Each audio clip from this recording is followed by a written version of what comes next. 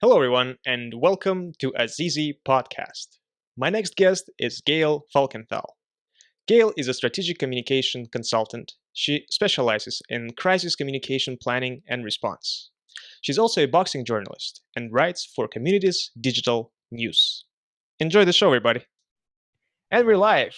Gayle, how's it going? Hey, Samir, great to be with you. Thank you so much. I so appreciate that you decided to allocate a little bit of your busy time from your busy schedule to be on my podcast. And it just happened so randomly. We just sort of texted with each other on Twitter, and just decided to do this podcast. Hey, And there's no way to stop us. No way to stop us. So, folks, you've got us. exactly. And by the way, congrats on your debut and on TMZ. That was so that was so funny, so cool. That was a crazy experience. And I don't know if that would have happened with or without the whole current coronavirus situation. But Yeah. when they reached out to me, honestly, I thought somebody was trolling me. I didn't think they were for real. And I checked it and I thought, no, this is really them. So Okay. this was in regards to the whole Floyd Mayweather's daughter case where she got into some trouble with with the law basically, and tell us more about it. I'd love to Well, the hear. funny thing is, if for those of your regular viewers, listeners who do not watch TMZ live, their daily news show, at the end of three or four of their reports, they bring in people from outside the show, citizens, viewers, and as it turns out, me, and ask them to comment. And they will sometimes interact with the hosts, sometimes not. They're from all over the United States. So they reached out to me, asked if I'd be interested, and I said, sure, I'm fine. You don't know what you're going to comment on, though, until the day of the show. So they They just assign, ask you like, hey, do you want to be on the show without saying what are you going to talk about? yes, would you be willing to participate? And I said, sure. And when we fixed the date, Uh-huh. then they get in touch with you at 6:30 Pacific time. In the morning. Got to be ready to go. And they give you the show lineup. Here are our topics today. Pick three in order that you'd like to talk about. And sure enough, the situation with Floyd's daughter, Ayanna, came up. And I said, oh, yeah, that would be number one. And I think the others involved Tyler Perry and Demi Lovato and some stuff like that. Well, funny enough, they assigned me the Floyd's daughter story. Right. So you then do all your technical checks, and then while the show is running live, they Skype you in, and at the point that you're asked to comment, you are watching Charles and Harvey, the co-host, chatter, Mm-hmm. and producer cues you, and you leave your comment. So I thought, I might as well have some fun with this. And Right, and the backstory is that Floyd's daughter stabbed another person basically over Floyd's some daughter, domestic incident or Ayanna, something. or Yaya, as a lot of people know her, stabbed her fiance's baby mama. Yeah. So right there, we already have a very messy situation. It's a setup for a conflict. Came out, right? Right. So my comment was, come on, didn't you learn anything from your father? The only thing you should ever fight for is money. And But it's the way you said it. You're like, Monday. I went right at him, right? So I thought, let's just do the whole TMZ thing. That was so gangster that you said that. All in, right? All in. So my proudest moment was when Harvey Levin nearly choked on himself. He almost fell from the chair. Rears way back, and I thought, my job is done. So, it was great. It's so cool. Like, so random. So apparently they do watch people on Twitter, and if you talk about either popular culture, sports, they do a lot of sports celebrity journalism, actually. And from my serious perch now as somebody who teaches journalism and public relations and who used to be a broadcaster, mm-hmm. TMZ, for all the jokes and shade thrown at them, Mm-hmm. TMZ plays journalism absolutely by the traditional rules. All their information is sourced. They Mm-hmm. don't report rumors. They don't report gossip without somebody saying, this is what I know, or finding it in paperwork. And because Harvey Levin, the host and founder, is a lawyer, and he knows how to go through court records. So Hmm. they have people sitting on all the major court systems in the United States where celebrities would, get in trouble. Hmm. LA, Vegas, New York, probably Miami, probably San Francisco, you can think of a few. So they are very good at what they do, and they don't ever get sued. I tell you all, watch and think about it. You'll never see TMZ in the news because the celebrities sued them for Right. slandering them, because they're generally right. They're Usually when they generally right. report something, you sort of like you right away assume that it's true. Like you take it as And a fact. you'll see mainstream media pick it up. So, Isn't that crazy? The most trusted media, TMZ. right. Isn't that true? It really is true, but they follow traditional rules of journalism, which is, as I was taught, and I'm very old school in this way, Hmm. you don't report a rumor until you can turn it into a fact, which means there's paperwork, there Hmm. are public records, there's someone willing to say, this is true. Now, once in a while, someone will say, I witnessed such and such. I Hmm. witnessed Leonardo DiCaprio coming out of a bar drunk. Hmm. Okay. And maybe that turns out to not be true, but that's not TMZ's fault. They have Hmm. a source. It's the Right. source's fault. Hmm. So as long as you have somebody there willing to say, this is true, and they are very good about just not taking someone's word. They'll try to figure out, well, was he in fact at the bar? Hmm. Or is there any security footage? They'll go out on Twitter and Instagram and say, hey, was anybody at the Sunset Bar last night? And Right. Right. Quick cell investigation. phone video or photos of Leonardo DiCaprio. And that stuff, it's crazy. We're all Hmm. on camera all the time. So, Do you think there's um, more paparazzis right now or less? I feel like there's less paparazzis right now because everyone has a cell phone and pretty much everyone took paparazzi's job I now. I don't know a lot about their business. I wouldn't pretend to, but I do know that it is much harder to make a living at it. Yes. And Right. right now, they are hurting. There's nobody out there. Well, Right. there's nobody to even follow around. Most of this misbehavior is going on behind closed doors or Well, on yeah, because everyone is webcams, freaking out. Everything well, is in everybody's public at now. home. Everyone's Everyone's playing it at home. safe. Crime Well, is that's true dropped. too. That's the problem. The paparazzi literally have almost no one to follow around. And they have talked about it. And I have read interviews with Hmm. some of them saying, we're one of those industries that's really hit hard by this. So, That's I so true. guess we're going to need some kind of paycheck protection program. And I feel like they would be qualified. I would assume so. But As that's so independent true. contractors, I suppose so. Yeah. Yeah, It's because a strange world, right? I mean, it's ridiculous. And speaking of about lack of content, we're saying like, oh, there's no content in boxing, but there's no content anywhere. There's no content in the, Hollywood gossiping or Hollywood news or entertainment news. No one's doing anything. So how can you report on something? The celebrities are out, they're active on social media. A lot of sports figures are, and it's very smart for them to do that. Everybody who makes their living in part by being visible, this is not the time to let off the gas. They need to Right. continue being visible, being creative. Just before we started this conversation, I was watching on Instagram Live a live dance party hosted by Diddy, That's awesome. which is raising money for healthcare workers. And he's got it set up at his house. So first of all, you get to get kind of a look around at the Yeah. house. Yeah. Kids are all there. He's got a DJ. It's sounding great. Nice. He was starting an interview before I left, with a healthcare worker. Hmm. I believe in the Bronx or in Brooklyn, can't remember which one, Hmm. telling her story, uh, Hmm. reminding people to be careful, reminding people to that this thing is for real and it's bad. Don't take it lightly, Hmm. and it doesn't matter who you are. It doesn't matter what your age is. Hmm. So there was a lot of fun involved. His name's out there, Yeah, and but he's famous for his parties information too. getting out there, right? So good for him. Yeah. This week's Saturday Night Live was a Zoom home contributed, pieced together show. And I know. how smart for all the celebrities that participated. Tom Hanks hosted from his home. Chris How's he Martin doing?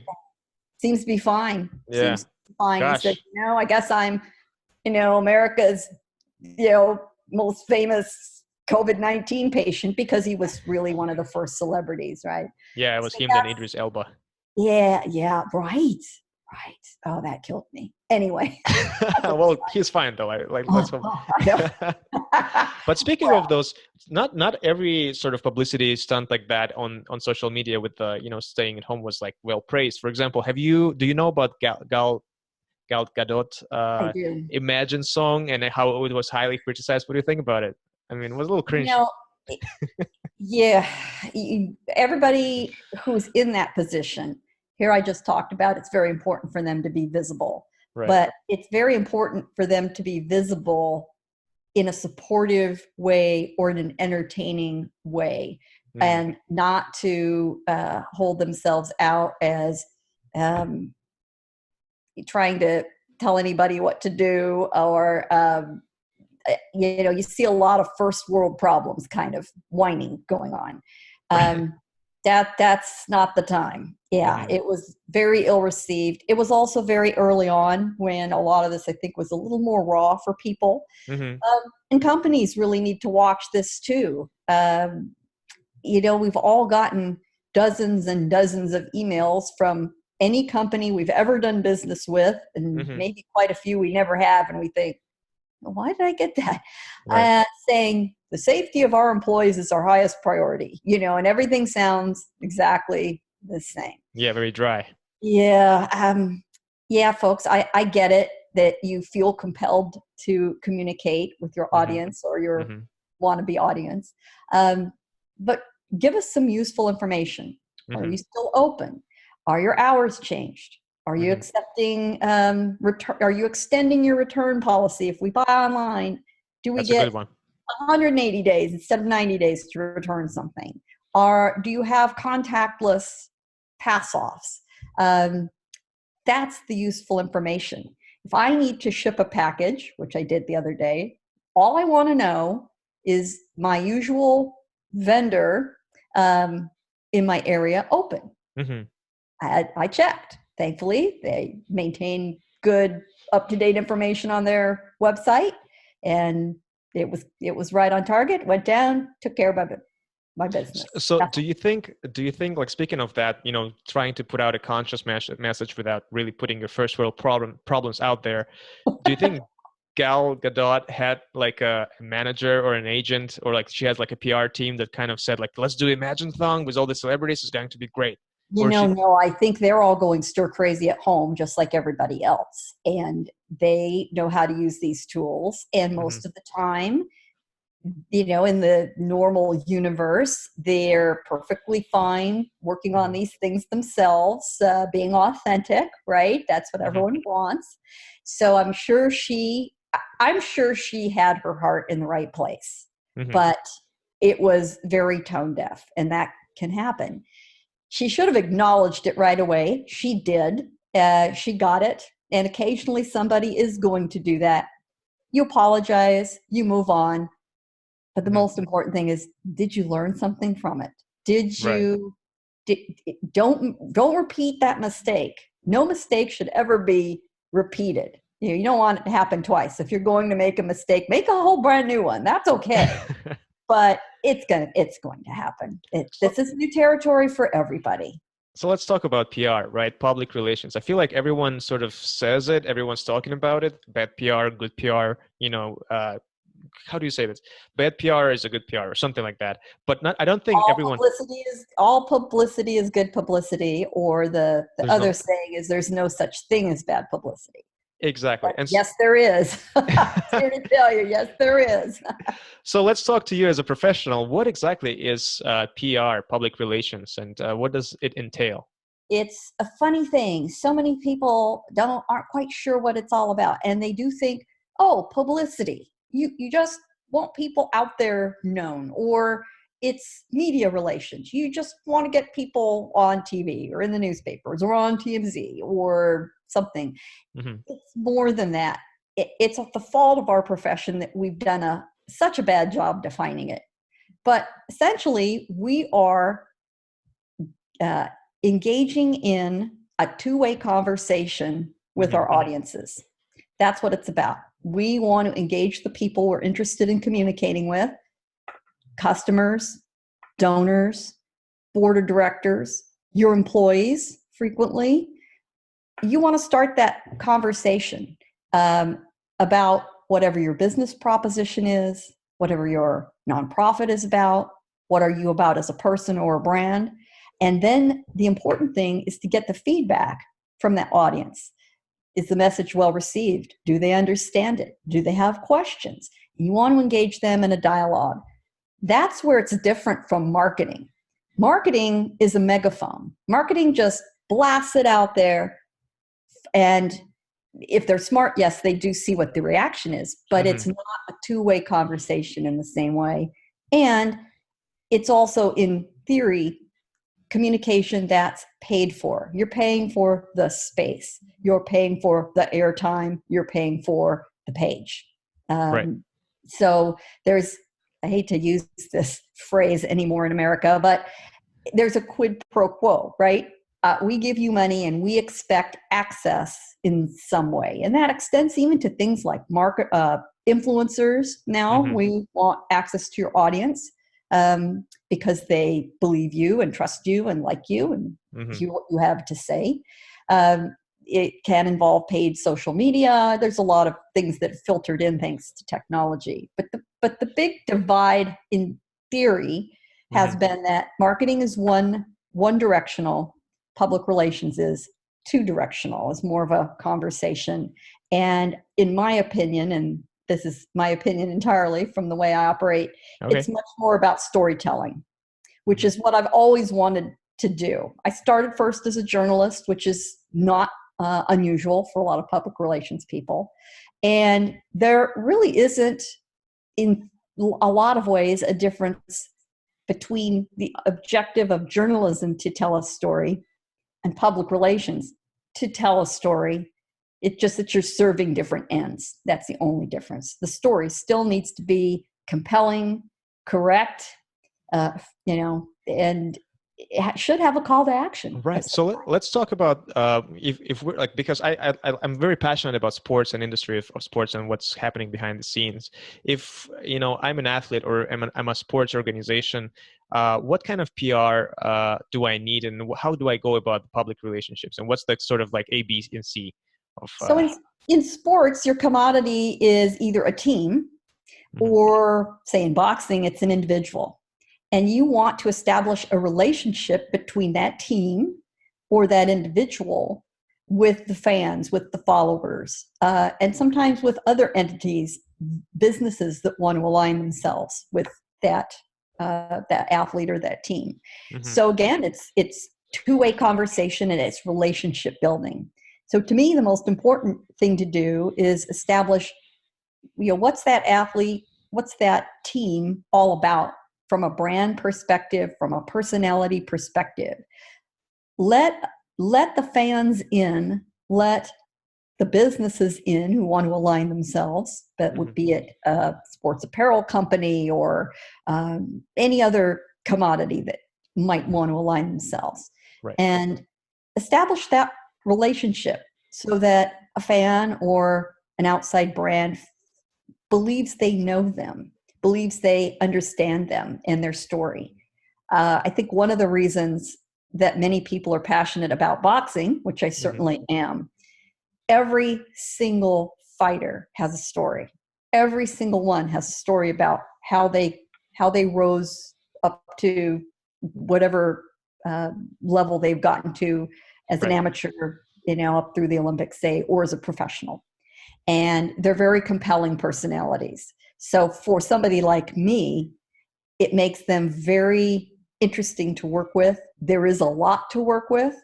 Some are obviously much more engaging and interesting and interested in participating than others. You have somebody at the extreme end, like a Floyd Mayweather, like I'm trying to think of who else might be out there quite a bit. Keith Thurman in his heyday was just you know, What about very Adrian Broner? Adrian Broner, oh gosh, for good or ill, unfortunately, yes. True. Funny, I just saw his post-fight interview with Jim Gray after the Pacquiao fight popped up on my feed the last day, and like a train wreck, I watched it again. I saw it live, and I just, Oh my God. what was you thinking, man? Right now, you've got somebody like Blair Cobbs, who's signed to Golden Boy Promotions. I Blair love the the guy. Flair, right? And first of all, Blair has the most head-spinning backstory imaginable. If you're watching this and don't know who Blair Cobbs is, Blair Cobbs, Cobbs, Google the name and find a story about his biography. It's hard to believe it's true, but you couldn't make it up. Not even the most talented scriptwriter could make it up. And Blair's hero from his childhood is Ric Flair. So he's Blair the Flair, the boxing version, with the trademark woo. Yes, and he always does that. He's a talker. He's engaging. He's a good-looking guy. The truth is, his skills are okay. Right. He's not a Virgil Ortiz Jr. He's not an Errol Spence. I'm just saying. But you can't take your eyes off the man. Provides good TV. He's great TV. He's great promoting a fight. He'll do an interview at the drop of a hat. He's on Twitter. He's on Instagram. He dresses crazy. Those outfits are crazy. That's for sure. I mean, yeah, he's gold. He's gold from a public relations standpoint. So let's provide some examples in boxing. That, you know, he is getting good fights and decent checks because he's engaged in the whole public relations game. So what kind of public relations actions are taken by boxers in the current times right now? Who do you think who is doing a good job? What actually needs to be done currently for boxers in the boxing industry? What is a good PR in boxing, and what is like an actual effective PR in boxing right now? First and foremost, they should be active on social media. Most of them coming up now, you know, any active fighter who's, you know, much under 40 should know what they're doing on social media. You know, this is not new to them. They need to stay engaged with their fans. They need to put out content of themselves at home, with their kids, with their pets, doing their workouts at their home gym, whatever it takes to stay visible. But then it's up to their promoters, their managers, to help facilitate some of these things and use the bigger platform the promoters have and the networks have to get beyond just, oh, okay, those are the 800,000 people who follow so-and-so. PBC right now is doing a fairly good job. It took them a while to get up to speed, I will say, but they're starting to let different fighters do a social media takeover of their channel, which has a lot more followers, right? That's true, yeah. So Wednesdays and Fridays, they allow one of their guys to take over, do live media, answer questions. There are a lot of things they can do. They are also doing an interview series. Their announcer and color commentator Ray Flores is doing new interviews, which are dropping every week. They do a podcast weekly, same thing. So about a week ago Friday, one of the first ones I saw was, of all people, Andre Berto. Okay, he's had a wonderful career. Right. Not at the very top of their food chain, but here's Andre. He was also on their podcast the same week. And this was Andre cooking lunch for his family in his home in Las Vegas, where he lives. And you think, okay, that's kind of odd, but it was riveting because, first of all, here's Andre in his home, and the man has a commercial grade kitchen in his home. It's stunning. Who knew? But, right. Anybody who knows what I'm talking about, Viking appliances, everything built to match, custom, huge, amazing. He's really into his barbecue. well, it wasn't barbecue. He was doing a sauteed shrimp linguine that was, Oh, oh, wow. I was, Nikki was killing me. I was hungry. And it was noon on the West Coast. So his wife is reading questions from fans Hmm. live on Facebook Watch, as it turns out, as he's cooking. And it was delightful, absolutely delightful. That's what they need to be doing. Right, so they're actually providing that content because again, we need to like remember there's no fights, there's nothing is available, and the fans, boxing fans, there needs to stay engaged with the actual athletes. And how can you do this when there is no boxing ring, when there is no promotion, when there is no press tour? And let's be honest, it's really hard to engage your promoter to invest some of the production money on something, Right. unrelated to boxing, but more of like a brand development. So you have to But do it this is yourself. what they're doing normally anyway. And they Hmm. just, I do understand these are, rough times for everybody, but they need to be ready to come right out of the gate and have the fans still there with them by Hmm. staying active and staying engaged. The other thing that's starting to happen in conjunction with some of the networks, um, with the promoters who have an extensive video vault, who still retain the rights to those fights, are Hmm. starting to air these things, right? So, for example, last week, finally, we're starting to see Top Rank open up its video vault, which goes back decades, and aired a 7-hour, 8-fight heavyweight marathon going back to the Rumble in the Jungle and the Thriller in Manila kicked it off. So you had the series of Ali fights. You had Ali Spinks 3 in addition to those. And then it gradually shifted over to a Mike Tyson series of fights, including the Buster Douglas fight, his first fight against Trevor Berbick, which is his first championship fight, which not a lot of people remember, Right. and ended with Holyfield Foreman, which honestly was a far better fight than I remembered.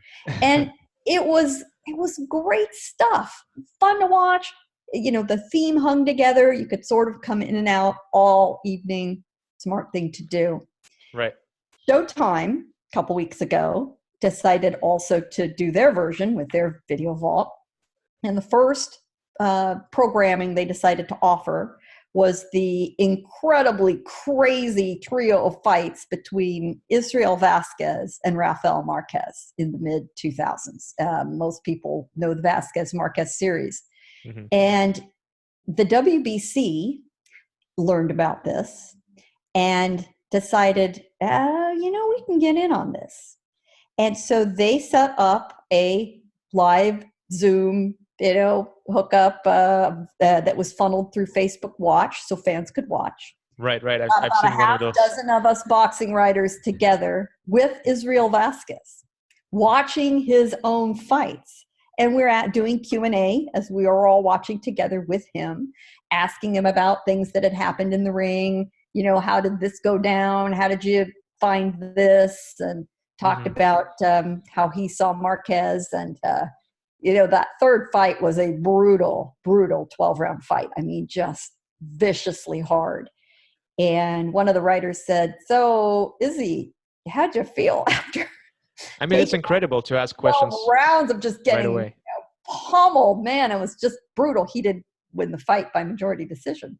He said, "Man, weren't you hurting? I mean, how were you even standing up at the end of that fight?" And he said, "At the end of the fight, I didn't feel a thing because of the adrenaline, right? He was so Right. excited." He said, "But 2 hours later, man, I was hurting." That's Absolutely. that's fun to talk about. And two of the three fights took place in Carson at the then Home Depot Center, later the StubHub Center. Now it's Dignity, health, Dignity Dog something. Park or something. I don't know what. We all going to call it StubHub to our dying day. There was a suggestion by Steve Kim of ESPN Hmm. that just like the Staples Center in Los Angeles has bronze statues of its very famous athletes there, that why isn't there a statue pair of Vasquez and Marquez? Because those fights really did put that venue on the map. Those Hmm. were the first really big, spectacular fights.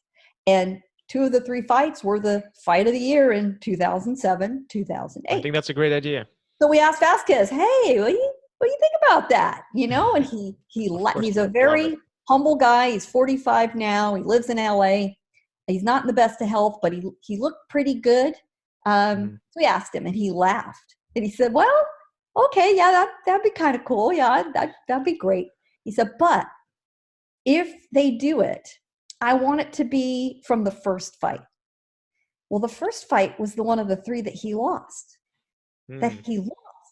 And we said, well, why do you want it to be from the first fight? He said, because I didn't quit. I didn't quit. So in I had, his view, it was victory for in him. his view, it was a victory over the fact that he had a broken nose from the second round in. There were attempts to stop the fight numerous times, and he waved his corner off. Now, what's the wisdom of that? Down the road, the man has lost an eye over the accumulated damage he has Hmm. had done to him over the years, because these were two classic Mexican blood and guts warriors. Hmm. So that to him was more important. That tells you a lot about a guy.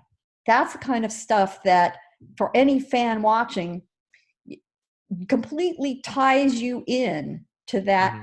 athlete and makes you a follower, a dedicated follower. And for a current athlete, somebody who's still fighting, you're going Hmm. to watch. You're going to buy that memorabilia. You're going to wear that T-shirt. You're going to buy tickets. That's what they need. And that pay-per-view. Or subscribe to the streaming services they're on. That's what has got to happen. Absolutely. And Gail, I see that you're so engaged in boxing. I see you during the interviews, and you put out so many articles about boxing. You're just, you are, I would say you're the queen of the writing medium of content, because you just have so many articles and you just keep pumping them out, because it's not even boxing related, but you write so much, and I'm like, it's amazing how you just like can keep it up, because I don't know anyone who does the same thing. Writing is a lot like boxing, and you train like you want to fight. So there's no substitute there's no real mystery to being a good writer beyond practice. The more Hmm. you read, the more you write, the more you read, the more you write, the more you write, the better you get at it. I mean, there's just no substitute. And I've written my share of things I look back on and think, well, that wasn't my best work, or gosh, I could have expressed that better. Right. And writing on deadline is sort of its own animal, and a lot of boxing is done that way. But again, that's the storytelling portion. The story should never be about me. There are a lot of boxing writers that, or journalists, and now YouTubers, shall we say, who it's more about them. They've Right. got me on camera, or there's a lot of Hmm. I'm this, I that, I think this is, I've noticed you you need take a to get stab out of at the, them. It's yeah, from time to time yeah, in you need to your get writings. out of the way. You need to be invisible. Hmm. You're the platform. You're the observer. You're putting yourself in the fan's Hmm. viewpoint. It's as if the reader is talking to them, not me. I'm I'm their translator, if you will. Hmm. I'm taking what they say and observing the things they can't see, the body language, the um, facial expressions, the setting. Hmm. Um, what's the context of the interview? Have they just finished training? Are they at home? Are they, who knows, at the end of a long day and they're tired? We're human beings. And they're as human and as any human beings get. And again, that's a lot of what's so compelling. And Hmm. sometimes it's somebody extremely admirable, um, with a tremendous work ethic. And sometimes it's Adrian Broner, and there you go. I like Adrian Broner. He provides, Oh, I don't know, he provides a lot of I have, entertainment. well, I have called him out. He's one of the few I've really taken to task publicly, but yeah, but the, I but have. that's not to say that I approve of anything that he does outside the ring, because of course those things No, needs to hey, be. sometimes guys get eyes on them for the wrong reasons, and they Hmm. want to play the heel or the fool. And yeah, what I don't like is that he's undisciplined frequently, Hmm. and he has squandered a lot of natural talent. And I think that's such a shame. On the one hand, you've got somebody who really gets absolutely the maximum out of whatever skill they've got. And again, Mhm, I'm going to go back to Blair Cobbs. mhm. You know, he works it hard. He isn't the most naturally skilled boxer in the world, but he works it hard. Broner, he's thrown a lot of it away, and that's such a shame. You know what I'm hearing right now is Gervonta Davis is being compared to Broner a lot because he is sort of a train wreck himself outside the ring in the recent months. What do you think about that? And I mean, he definitely is someone who needs a good PR right now, or some Yeah, sort of a management of that. there's alarm bells going off in that young man's life. Some very troubling things. Again, you know, we're all on camera a lot. You know, if you are around people, we aren't right now, but if you're out in public, you know, in the days to come, eyes are on you. You really need to think about that. Eyes are on you when you're somebody like Davis or any famous athlete. Um, Not that it gives you a pass to pull these stunts in private either, Hmm. but you know, how stupid do you have to be to rough up a young woman who's with you at a public venue Hmm. and then get called out for it? I mean, Yes, absolutely. seriously. But Yeah, speaking, somebody needs to talk to him about, you know, you are going to squander potentially a very lucrative career and a legacy for years to come. I had a long conversation not that long ago with Bernard Hopkins about legacy. That's what he talks to all the young fighters about in the Golden Boy stable is legacy. How do you want people to see you down the road? That's a really hard thing for a 20-year-old or a 22-year-old to think about. But by God, you've got to get it into their head that they're going to live with these mistakes a long, long time. And, you know, if nothing else, you need to talk to them about the bottom line, whatever it takes to communicate. right? Because at the You're end going of the to have day, it translates it into money. It does. And it's also going to translate in less sponsorship opportunities. You know, not a lot of brands are going to want to align themselves with you. And that's where the real money and lasting money can be. Look at the brands that have aligned themselves with Canelo Alvarez, who's squeaky clean, who frankly is so careful about his public image that he sometimes comes off a little too stiff or scripted. He's Hmm. very, very careful about what he says. He really thinks about what he says. Getting him in an unguarded moment is rare, and it's a joy. Frankly, it really is. I wish he'd do it some more.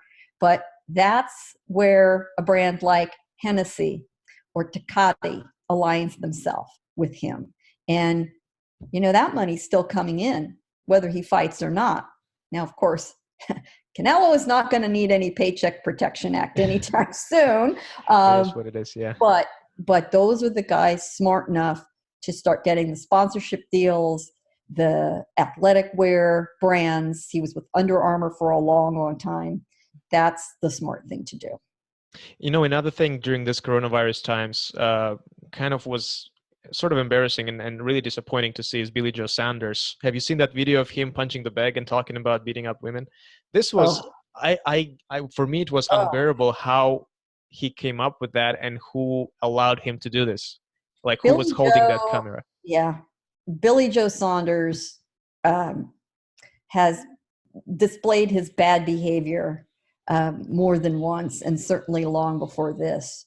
You know, there's, I believe it's this is a quote attributed to the author Toni Morrison, which is when someone tells you who they are, believe them. Well, Billy Joe Saunders has told us over and over what a cad he is, what a reprehensible human being he is. And the only thing he can retreat to is, well, I was just kidding. Hmm. Oh, I was just kidding. At least he didn't follow it up with, can't you take a joke? Which is Hmm. what most bullies say when they're caught out and called out for something like this. Um, you know, he gets away with it because he's making money for people. He's a talented athlete, but he's starting to burn bridges to the point they're really going to crumble. He's probably lost a fight with Canelo over it. You think And so? that's I do. And I think that's a very expensive mistake because he was meant to be the kind of the killing time fight early this year. Acceptable to Canelo, the right weight, gets him in front of the UK audience, which is certainly not a bad thing for him to do. Very smart thing in his brand building, not a huge threat. Might not be the most exciting fight in the world, but we would see which version of Billy Joe came out. But as the clock ticks, Canelo doesn't really need him anymore for this purpose. Then he needs to think about, well, do I put him off at the end of the calendar and maybe he's next year's kickoff fight? Well, he doesn't need him, and he certainly doesn't need this. Canelo is not interested in any whiff of bad behavior or scandal. He just won't tolerate it. And I don't think he wants to deal with this. So Billy Joe has done this more than once. As we know, he's sort of the Adrian Broner of Great Britain, I think, at this point. Yeah. I mean, what was he thinking? But I'll tell you, sometimes when you're advising and working with clients, you play a role very similar to an attorney or any other advisor. Our job is to give our clients the best possible advice and explain why, based on what we know, based on our experience. But you know what? Your client is free to ignore you. And they do. They do all the time. People ignore their lawyers. People ignore their accountants. People ignore their public relations professionals' advice. And nothing we can do about it. Sometimes your job is merely to hold on tight to the other end of the leash. And eventually, as a professional, you have to decide, do I still want to maintain a relationship with this person who, A, won't listen to me, just frankly rather insulting when it happens over and over. I mean, why are you paying me money to ignore me? It's kind of stupid. Really, just from a practical standpoint, why are you bothering to pay me if you don't want to take my advice? Once in a while, you're going to have a disagreement with the client on a way to go, and you should have an honest two-way dialogue about that. But clearly, Billy Joe Saunders doesn't listen to anybody but himself, and he's not the kind of client I would ever work with. Ever. Never. And by the way, did I say never? Never. Speaking of which, I was talking to Jay Chandri. He's a producer here in Toronto, and he works with Yes. boxings and boxing media. He advises about that. We started talking about boxing managers, and he told me that the situation is really dire in terms of who is representing a boxer like a manager. What do you think about current situation about how do boxers choose their managers? And basically, what qualities do you think a manager should possess to be a useful and just a professional manager? Well, unfortunately, a lot of these guys pick a manager when they're young, right? And most of the decisions we make in life at 19 or 20 or 22 aren't always the best. And how do they know how to research somebody and interview them and look at their resume and talk to their other clients? No. Generally, their promoter has people they like to work with. They introduce them. Or they ask another guy in the gym. Or their family friend. Or they're a buddy. And they don't know a darn thing about the business. You really should be hiring somebody that's half a camp counselor. It's never a bad idea if they're a lawyer or have some other sort of serious business experience. But, unfortunately, boxing is full of a lot of hangers-on and wannabes, and, they think it's fun and glamorous, and, it does beat working at Walmart, let's face it. And, they get to be friendly with somebody, and Right. the fighter feels comfortable, they're a confidant, but, you really shouldn't have a manager who's your friend. It's like being friends with your parents. It's nice if you're friends with your kids, but that's not really your job. And sometimes they're going to hate you. Right. And because you got to speak the truth and you've got to be tough for their own good. A good manager does that frequently. And that's the manager that can save someone from themselves from making a big mistake and make money for everybody in the right way without exploitation and without hurting this person who's risking a lot to pursue this sport. What are the main things that a manager should provide? What are the main services that manager provides to a boxer these days? They really should advise them legally. If they're not an attorney, they should have one that they interact with. Boxing is a lot about contracts. Contract law sounds pretty boring to a lot of people, even a lot of law students. The class they hate the most is contracts. But a smart athlete has somebody who knows contracts very well, who's smart enough to think those things through, is looking out for their health, their safety, and their long-term best interests. Not the payday today, not the payday tomorrow, but how are you going to be set up for that day you walk away from the ring and have another 30, 40 years on the planet? How are you going to invest your money? How are you going to represent yourself and your legacy? Some boxers are smart enough to do it on their own, but it is a smart idea to have a manager which occasionally can play the bad guy for you and the intermediary without ruining your relationship with the promoter and the other people. I'll tell you, one of the best at it, I'm going to go back to him, is Bernard Hopkins. Bernard is very, very smart about his business. Most people know Bernard made some very serious mistakes as a young man and ended up in prison, and really developed his boxing skills starting while he was incarcerated. He got out, and the famous story is, as he walked out the gates, one of the guards said, "Hey, Bernard, good luck, and we'll see you again soon." And he stopped and said, "What do you mean?" "Oh, all you guys come back."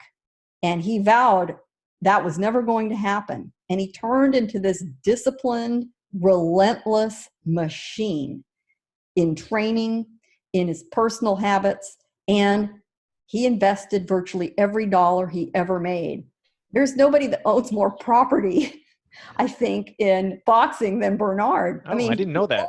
He's an absolute real estate titan. Wow. So his money's all working for him. He was smart not to let himself take too much punishment in the ring. Sometimes it made for a boring fight here and there. Bernard is very much a technician, a hit and don't get hit kind of guy. He's not a come forward guy like Israel Vasquez. And he is still working. He's now working as an executive at Golden Boy. And it says a lot about his career. And to this day, he still eats like he's training. He's still in the gym. You see him and you think, damn, he could get back in the ring right now. And I believe he's now 55 or 6 years old. Wow. If you ever have a chance to be up close to Bernard, get a good look at him and chat with him, yeah, truly, you think he could probably walk back in the ring today. And I'll tell you who else could do that and also looks pretty good. And he is now 57, is Julio Cesar. I knew that you're going to say that. Yeah. Senior looks great. And Senior, he loves to grind it in on us, right? He shows himself off in the gym. Yeah, he posted a picture of his six-pack. Oh my God, what are you killing me, man? The last thing I saw from him, he was running on his treadmill. I've never run that fast in my life, let alone at 57. Are you crazy, man? And what the hell happened to your son? But that's another story. Yeah, that's another PR case right there, because I don't know. In many ways, I feel there? very sorry for Junior. Mm-hmm. Yeah, it was a nearly impossible assignment from day one for him to ever live up to his father's name. There's just no way. It was never, ever going to happen. But, it was a path that was sort of frictionless for him and easy and made easy for him. And that's the problem. It was made too easy. And he lacked the hunger and discipline it takes for most of these guys, to achieve what they do. Most boxers who are successful do not come from an affluent background because they have options. It's really rare you have a college graduate or, somebody who came from a middle class background. Somebody like Chris Algieri, who's got his master's degree, who was a college athlete. Occasionally you'll have guys like Steve Cunningham, Seth Mitchell, the heavyweight, who were college football players or basketball players, and they blow out a knee and they still want to compete. They turn to boxing, which is part of the reason we don't have a lot of high level heavyweights who are Americans. They have other options. They go into the NBA or Right, the more lucrative deals. Yep. lucrative deals, and frankly, they don't have to work quite that hard, and they True. aren't getting pummeled for a living like boxers are. So they think, yeah, it's still work to train as a professional athlete in another sport, but it is not boxing. Hmm. So yeah, that's what Yeah. happened. And in Julio Cesar Chavez Jr.'s defense, I mean, he, for all his, privileges that he received, in his life, being a son of such a legend, he still achieved the level of the elite boxer. It's just he He never really performed at the did. very, very top. But that's still Well, a lot, you yeah. wouldn't see that a lot.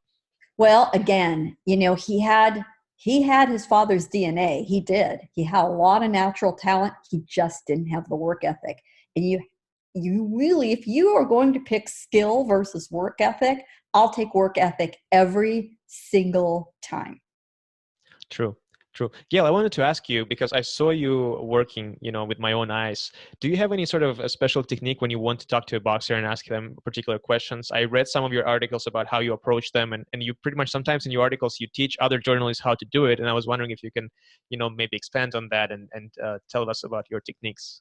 Yeah. Well, first of all, you don't ask questions that they've been asked a million times before because they do get bored, especially at a high level. They do get bored. I have two goals in every interview, especially with boxers at an elite level. Either to ask them something and have them say, "Oh, that's a good question. I always work toward that," or what I really love to hear is, "Wow, I've never been asked that before.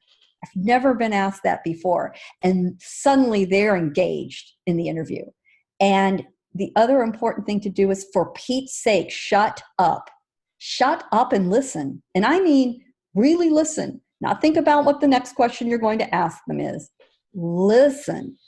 And I will say, as one of the very few female writers in the business, we have a lot of YouTube boxing media women. And interestingly, a lot of women photographers who are absolutely superb, but as writers, there are just a handful of us. I do think in many ways I have an advantage over some of my male counterparts. I'm not threatening. I'm not, it's not about me. First of all, I stand maybe 5 feet tall. So, I'm one of the few people who can do an interview with Roman Gonzalez and actually look him in the eye. That's true. And then I interview someone like Tyson Fury and I'm like, oh my God. And it is comical. Even I've done work with Dimitri Bivol, and I've got a photo of me standing with him, and I think, damn, am I really that short next to him? He's only about 6'1" or 6'2". I mean, I'm like, wow, okay. But I'm not threatening. There's not a lot of machismo. They don't really show off for me or front me in the same way. And I do shut the F up and listen. And once they've talked to me, they get it, they remember me. And then my other advantage is, again, female, white, redheaded. I've got a lot in my name. I'm not named Jones or Thomas or something. So I have assets in my own sort of personal brand, if you will, that once I've talked to them, I tend to stand out and be memorable. So I can't really screw up or I'm dead because they remember it. Like you do stand out from the crowd. So that's if you ever see photos of a scrum with media and there's like me right in the middle, it always cracks me up. I have fooled a few people over the years to thinking that I'm Canelo's aunt or something, which really cracks me up. It's like, no. And they buy it, and I'm like, nope, no, it's okay. But yeah, I think that's the big difference. There are two instances I really remember where I got an interesting story. We were on a conference call with Andre Ward. Andre Ward is a famously prickly interview. Andre's a very smart man. He doesn't suffer fools. You know, sometimes he's in the mood, sometimes he's not. Okay. And he's just not. And he's sick and tired of being asked, "Hey, Andre, what's your game plan for this fight?" Aspiring boxing writers or my colleagues out there, have you not learned? Don't ask a fighter what his game plan is or what he trained for. I know. What is he going to do? Hand over the game plan to his opponent? What are you stupid? Come on, stop asking that question, wasting everyone's time. Well, Andre's we're on a conference call with him actually. And he's already lit up a few people that day. And I thought, okay, well, I don't really want that to happen. But it was prior to the Rio Olympics. And there was discussion about, are we going to let professional athletes compete in the Olympics in boxing? Because they do compete in many of the other events, right? You've got you've got basketball, you've got a lot of professional names from around the world, and the winter hockey players who we know, you see Alex Ovechkin playing Olympics, like, this is great. That's really never happened with boxers. So you think to yourself, okay, well, why not? They no longer wear headgear. Should that happen? Well, here I am thinking about this conversation going on over here. And then here I am with the opportunity to ask somebody who really knows, who should have the most knowledgeable response to this question. America's last Olympic gold medalist in boxing, male. Clarissa Shields is the most recent, everybody. So don't say that Andre was the last one. It's Clarissa, and she will catch you and correct you, by the way, or I will. And so I thought, let's ask Andre, what do you think about this? You've been through the Olympics. You watched all the other Olympians come and go after you. So I asked him that, and he paused, and he said, that is a great question. Wow. And next thing I know, I got a 10-minute answer out of him, and I'm, hogging up the call from the rest of, the participants. Sorry, guys. That's what I want to do.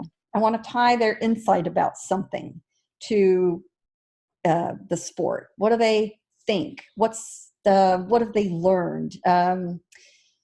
You also do that by knowing who they are, and that takes research. You can't come in cold. You have to learn something about them. You have to read their previous interviews or watch them interview or look at their social media and see, what's important to them. What do they talk about?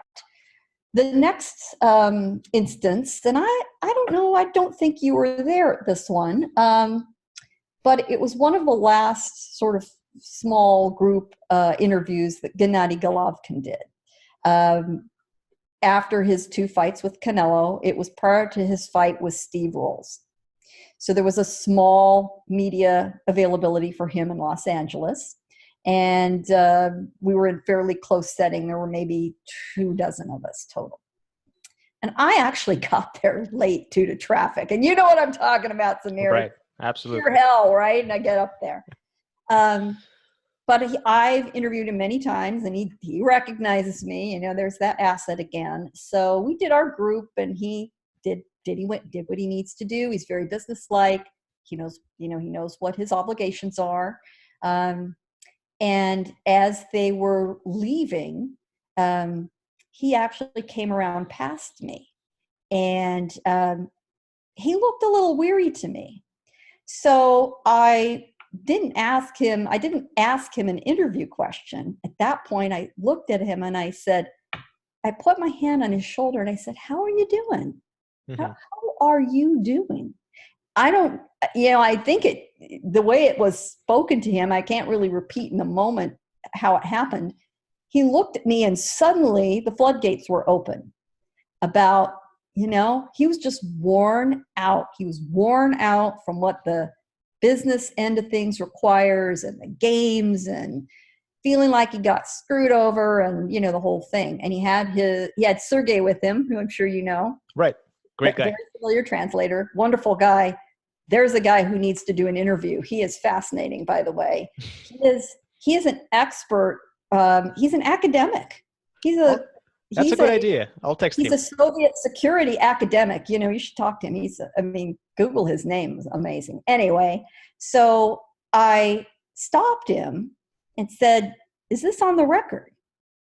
And I turned to Sergey and said, I just want it to be clear before I turn on a recorder of any kind. I just had it, I was just going to record on my phone. I just want to be clear that this interview is on the record. Can you just absolutely make sure? And, Gennadi's English is perfectly fine. He knew what I was saying, but I thought, no, I'm going to double check. Because that's another hard and fast rule in journalism. You can't say that this was off the record after the fact. A journalist doesn't honor that. So I just wanted to make it clear what the rules of the road were. And next thing I know, I'm hearing a lot about where he was in his career, how he was feeling. And, he's very close to the end and he was feeling pretty worn out. But he had done his thing for the rest of the room.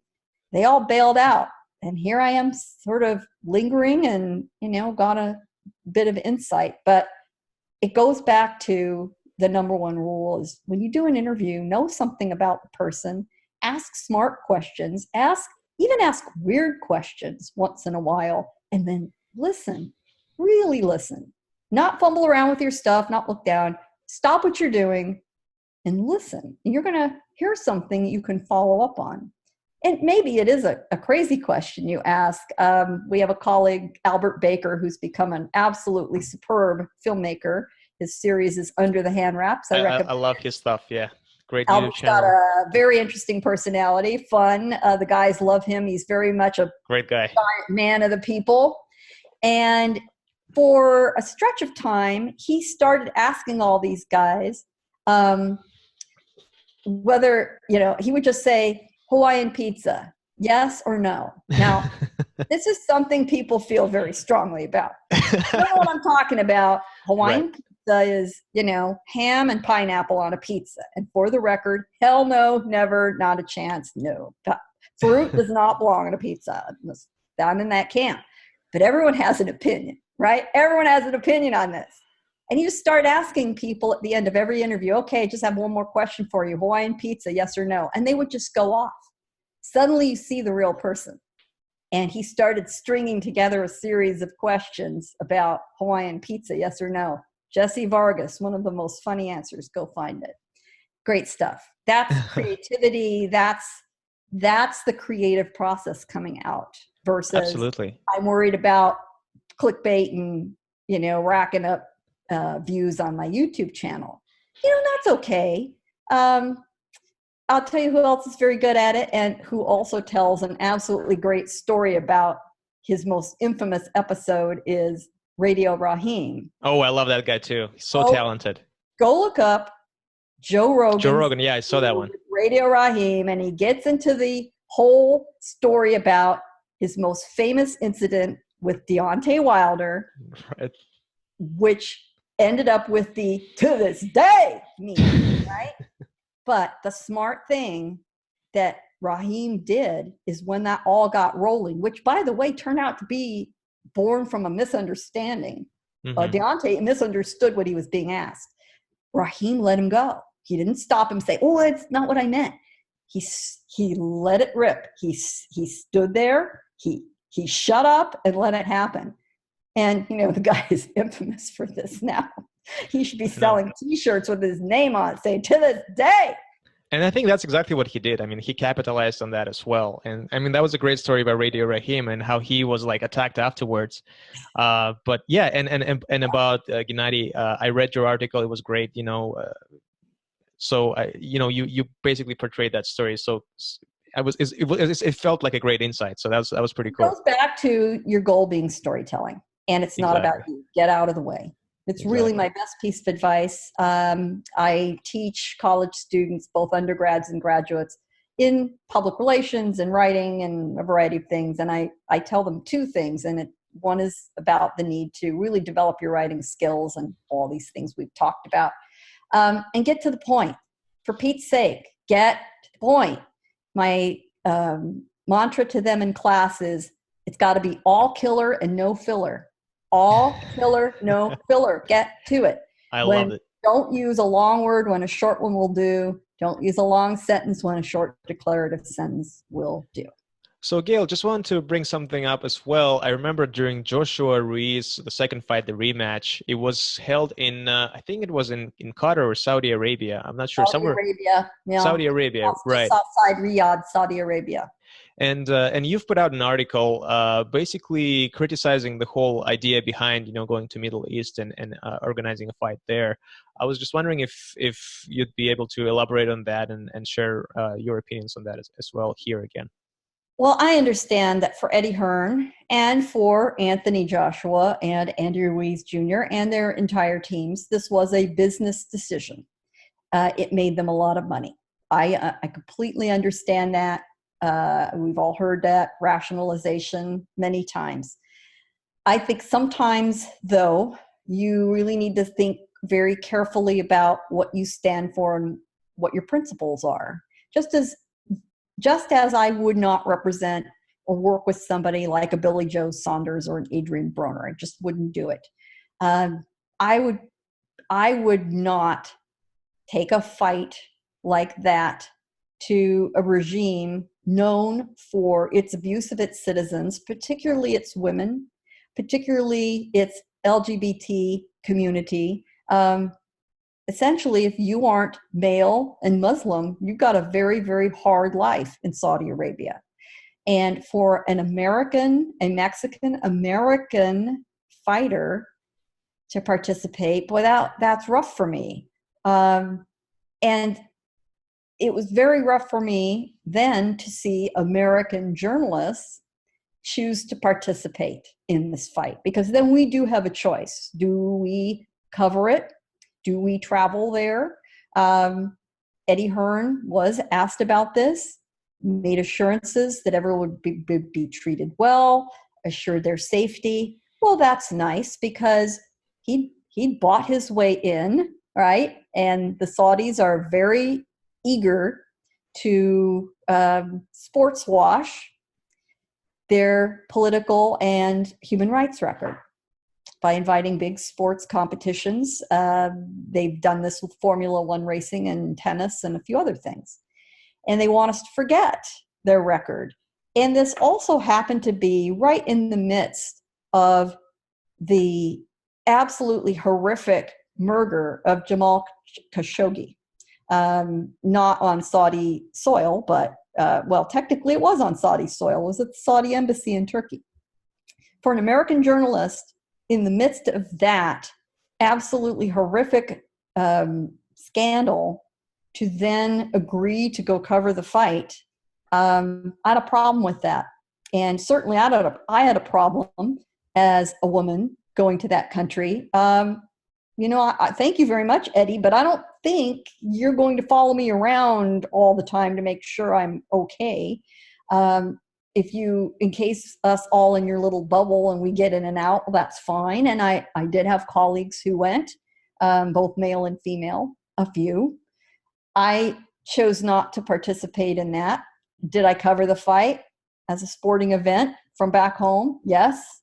But I made it very clear through the rest of my coverage where I was, that I was not there, and that I had issues with any legitimate journalist not backing off and making sure that no matter what we were saying about the athletic competition itself, we put it into the context of the Saudis are working very hard to scrub their record clean, and there's a lot of questions they haven't answered about how they behave. And no amount of exciting athletic competition is going to make anybody forget what's going on over there and insist they be called to account. And a lot of sports journalists say, that's not our job to be culture police. Yes, for politicians and others to handle. I think as human beings, that's still our role in telling the story, to tell the whole story, not just the sporting competition, but the whole context of where it's taking place. And right now, I think boxing and combat sports in general are going to be some of the first things we see return. I mean, Samir, I really hope so. We're getting really hard up wanting to see boxing, right? But we need to talk about it in the context of, is it safe? How's it being handled? Those are going to be very important parts of the story. And we've just seen our buddy Dana White of the UFC try to pull off staging UFC 249. He got pretty close, but you know what? When Mickey Mouse says, no, no, no, you're not going to do it, then he had to listen, and Disney, parent company of ESPN, shut it down. When do you think we're going to be back with the sports? Because yes, obviously, just for the fact that how boxing works, how the combat sport works, it does not require as many people as, a stadium for football or, soccer or basketball. Do you think we can see a fight during summer or September, for example? How long will it take before we actually see a fight? I do think it's going to be long before we get anything like the NFL or Premier League soccer finishing their season, or even American baseball, I think might be the first major team sport out of the gate. We'll see. But I think combat sports might beat that. I would love to say as early as July or August. June's a wash. Everything's going to be canceled. There's still, I think the June 20th fight with Joshua and Pulev is technically still on the calendar, but come on, who are we kidding? That's not happening. Yeah, not in that venue. I think they pulled out from that. Yeah, I don't think that's they're happening. done. So we're for sure, I think, gone from June. I think a fight in July is going to be tough. I will hope to see it by Labor Day at least. And it would be sort of mind-blowing if the very first big fight out of the gate is Mexican Independence Day weekend between Canelo and Golovkin, the third fight. I mean, it's all but inked and done, but not going to be announced just yet. And there's no reason to announce it. And I think it can absolutely be done once our infection curve flattens a little bit without an audience in a studio setting.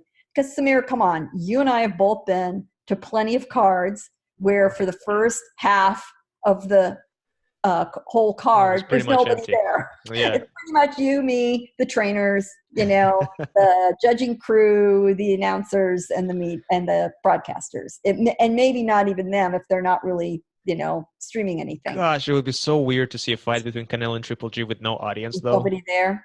Yeah, no kidding. But the truth is, for the fighters, they've all had fights in front of nobody except their friends and family. And sometimes if they're out of town, it's not even that.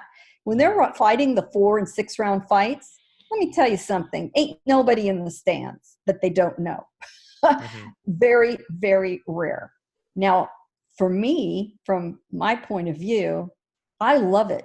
I love being one of 300 or 400 people in the MGM Grand Garden Arena or Madison Square Garden or the T-Mobile Arena and seeing diamonds in the rough, the first appearance of somebody who goes on to do great things. I distinctly remember watching Devin Haney's American professional debut at age 17 in Nevada. And his entire gym buddies and family and friends, funny enough, sitting all around me, which was a lot of fun. But there were 300 or 400 of us in there, and maybe 150 of them were tickets he'd sold to, his crew there in Las Vegas. It's those sort of appearances. Austin Ammo Williams, watching his debut and first few fights at 4 and 6 rounds. And by the way, all of you, Austin Williams, I'm just saying, pay attention. That's a delight to realize you're seeing somebody you think, okay, they're going to be famous. Virgil Ortiz, same thing. First few fights, you realize, yeah, he's got it. It's going to happen. MJ Akhmadaliev, who had a huge amateur career. It's not like he was unknown. But his first few fights, Samir, come on, nobody there. Right, of course. And, all of a sudden, he's, the first of the wave of guys, out of Uzbekistan and, the whole crew there. He's the first one to get to this level, achieving that championship over Daniel Roman. I mean, it was crazy good. And to think about, okay, he's come that far that fast. Folks, you need to be in the stands early. I get it. You all want to be out at the bar with your pals. You're missing out. So for the fighters, it seems strange for fans and journalists. A lot of them are saying, oh, nobody in the stands. It's not Doesn't that matter. big a deal. Look at the photo behind me, which is, taken before a lot of folks showed up at the MGM for the Tyson Fury Wilder 2 fight. It looks great, by the way. Nobody there. I am not a photographer, full disclosure. Not me. You know what? That's where you want to be in the arena sometimes, is for those early fights. So the last question for you, Gayle, what would be the one fight, if we would be allowed to broadcast fights, to organize fights by the end of this year, you'd like to see? I think, along with most of the other hardcore boxing universe, it's got to be Errol Spence Jr. and Terrence Crawford. Come on, folks. The big question is, how has Spence come back after his horrible car accident? So he needs a tune-up fight. He does. I agree. Absolutely. And it's been too long.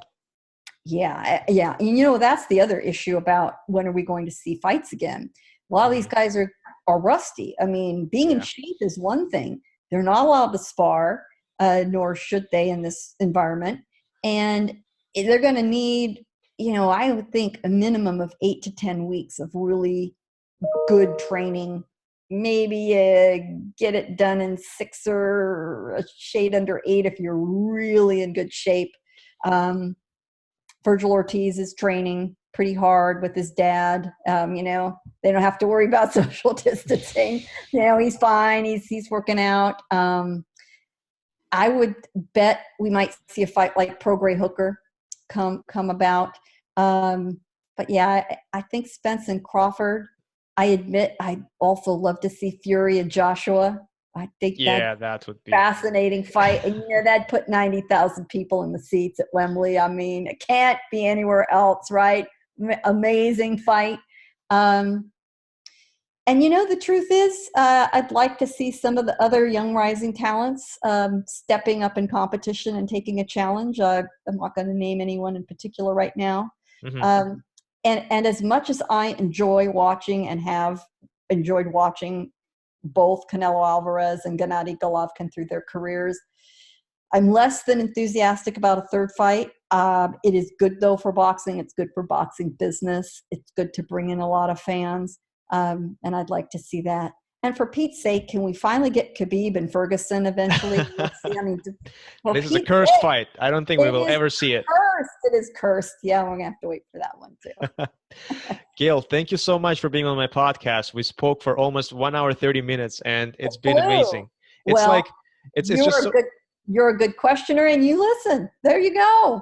Thanks. I really appreciate it. But I listen because it's so fascinating and interesting. You provide such a great insight on the boxing industry, and not only from the perspective of journalists, but also from a business insider. And I really appreciate that content. I really appreciate that information. I think it's useful for not just me, but everyone. I'm glad you enjoyed it. I hope anyone watching enjoys it as well. And if you would like to engage with me on social media, especially I would say boxing, Twitter is the way to go. So my handle is PR Pro San Diego, which is where I'm based. PRO San Diego. That's it. And you're going to see me, and it's me. Although Perfect. I think I have a mask over my face and my avatar right now, but that'll change as we all get back. And please stay safe, everybody. Great. Thank you so much, Gayle. I appreciate it, and stay safe as well. Thank you, Samir. Carry on. Thank you.